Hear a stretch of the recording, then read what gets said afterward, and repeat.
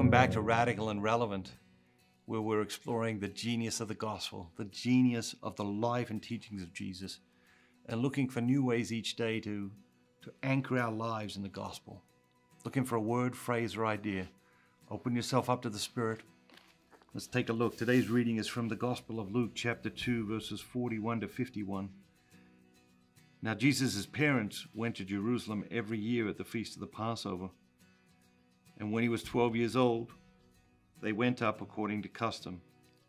And when the feast was ended, as they were returning, the boy Jesus stayed behind in Jerusalem. His parents did not know it, but supposing him to be in the company, they went a day's journey, and they sought him among their kinsfolk and acquaintances. And when they did not find him, they returned to Jerusalem seeking him.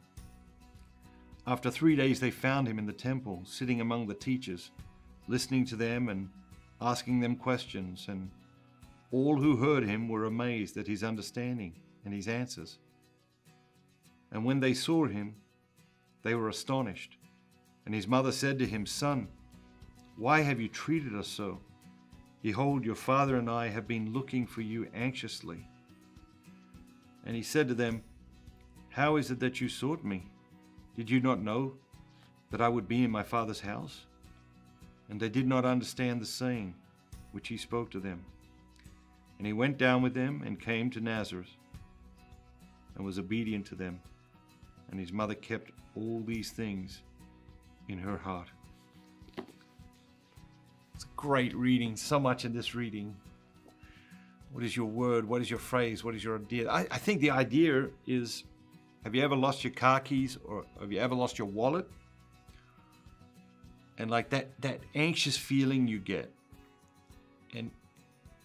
And imagine you've been entrusted the Son of God, the Messiah, the God child, and now you've lost him.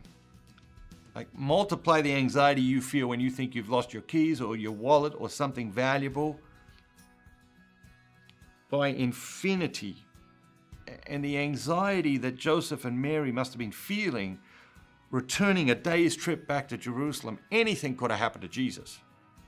And they know that. And the anxiety must have been enormous. And then I think, juxtapose that with the fact that we lose Jesus in our lives all the time. But we wander away from Jesus all the time. And we have no anxiety. We're either not even aware of it or do it on purpose or whatever. So that's powerful. But the last words are some of my favorite words in the Bible. It says, and his mother kept all these things in her heart. In this age of social media where people don't even have an unpublished thought. It's like everything they think, they're telling the world. Mary kept these things in her heart. That she pondered these things in her heart.